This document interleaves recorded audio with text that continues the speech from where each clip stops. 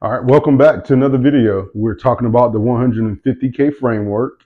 We've already gone through multiple components of the framework. We talked about what that 150K actually means. We also talked about the various pieces and components of the framework. We'll review today, and we're going to focus on number 3, which is the retrospective. So let's dive into it. The 150K framework.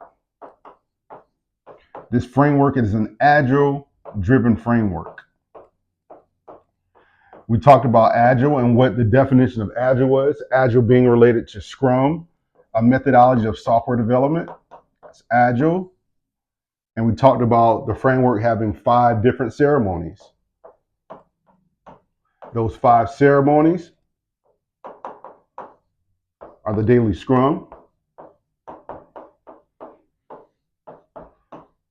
the second one that we've just finished was the planning phase within discussions.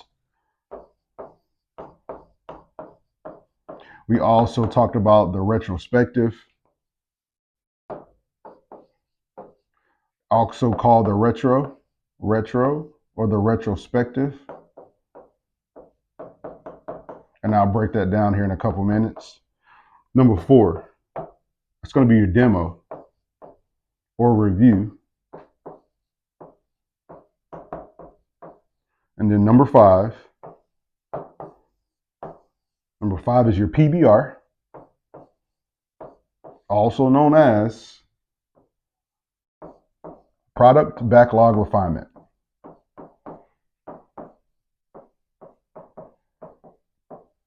Now, when it comes to the framework,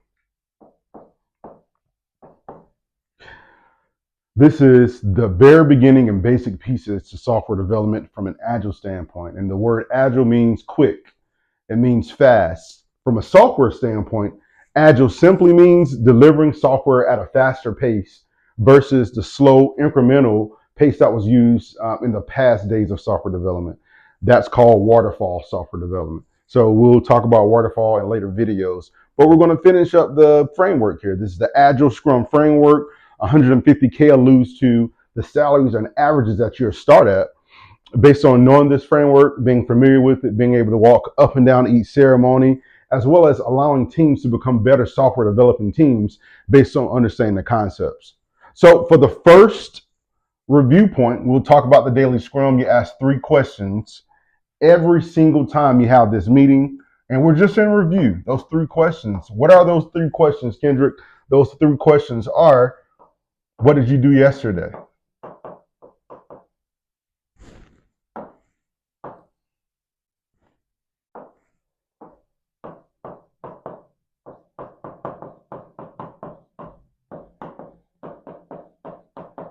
Second question is, what will you do today? And the third question, one of the most important questions when it comes to software development from the Agile standpoint, Agile Scrum framework, impediments.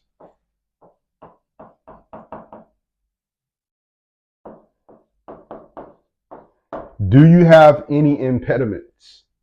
Remember, we said impediments are important and one of the most important questions from the daily Scrum ceremony, because an impediment is an issue that holds the team back from being successful while developing software. As an IT project manager, a Scrum master, a consultant, whenever you're running these big projects, these multi-million-dollar projects need someone to take care of it. Yeah, there's artificial intelligence, there's machine learning, but they can't do this. So you have to be able to resolve impediments. That's the key word, resolve. Whenever you resolve the impediments, that means anything that's holding the team back or one person on a team from being successful in terms of completing the work that we prioritize, it can't be done. So every day you need to do this. You need to resolve impediments. Resolving impediments is a ray of sunshine. It's a ray of sunshine because it keeps all things within the framework and perspective. Everything that you committed to complete within that sprint, within that PI, it's completed. So that's number 1 review. That was the daily Scrum. So let's review the planning session. So the planning session is a little bit different. And I'm not sure if you remember all the components and pieces that we talked about, But in the planning session, the biggest thing we do here is we talk about all the work that we can do within an iteration or within a sprint. So for planning, from a planning standpoint,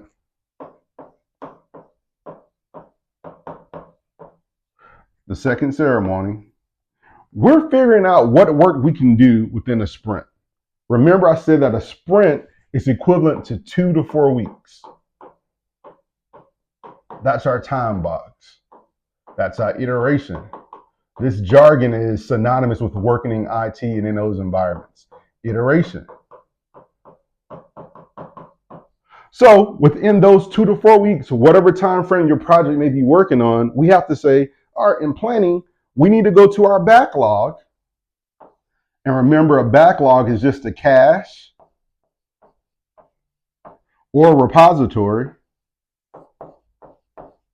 or in layman's terms, simply put, it's where you store something. So we'll just say storage. That's what a backlog is. Whenever you go to the DMV, they may say, hey, we have a backlog of records. So it's going to take us a while to get to your actual documentation to give you a decision on whether we need you to renew your license or not, this time or that time. A backlog, it's a bunch of information. These are all user stories. Every single one of these are considered to be user stories. And a user story is basically a requirement.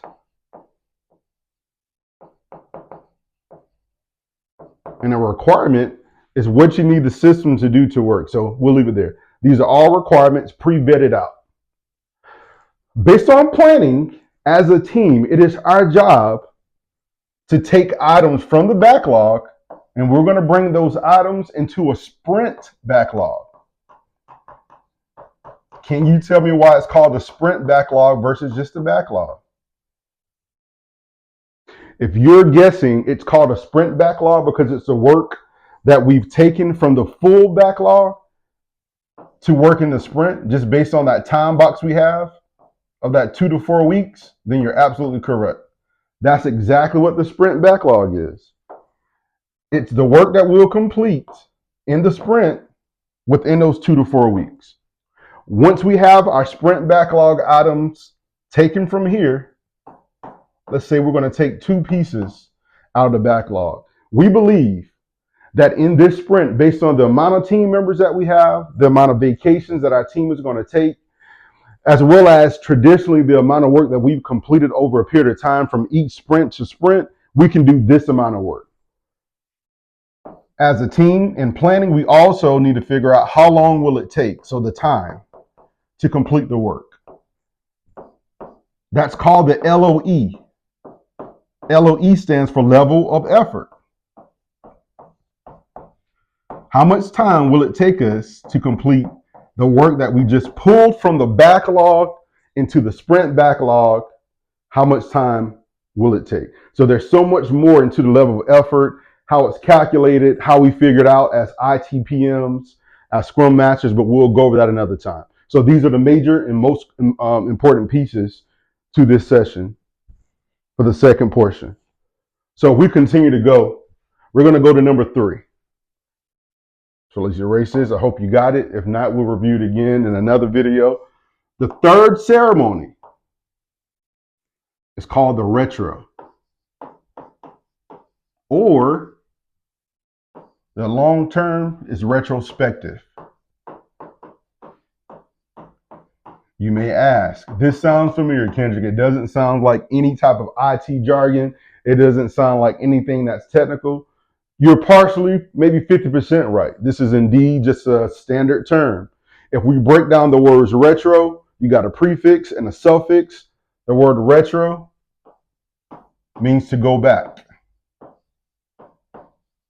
If something is retro or being retrofitted, retrograded, we're trying to make it better. It was a new item at one time, but then we used it.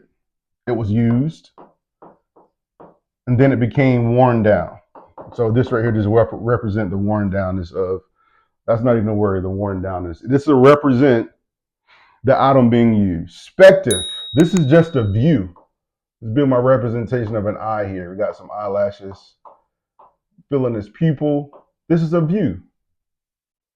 The retrospective ceremony, from a technical standpoint, it's a view into things in the past or things that we've done back in the past.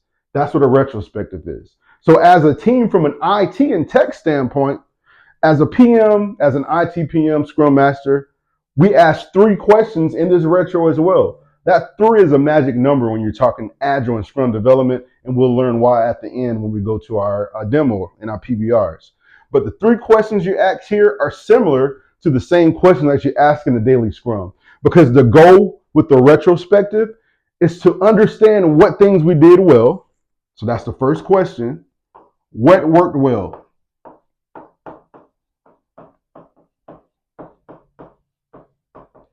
Second question is, what can we improve?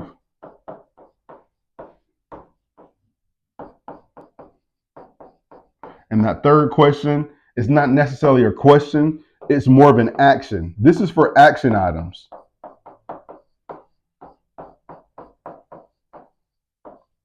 And I'm going to go through every single one of these. Similar to the daily Scrum. The retrospective is a meeting that we have after we finish developing software in that time box. That time box, again, was 2 to 4 weeks. Also called an iteration or a sprint.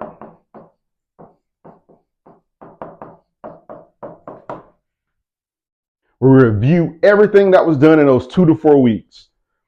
That's what the retrospective is for. We ask the questions. All right, team, what went well?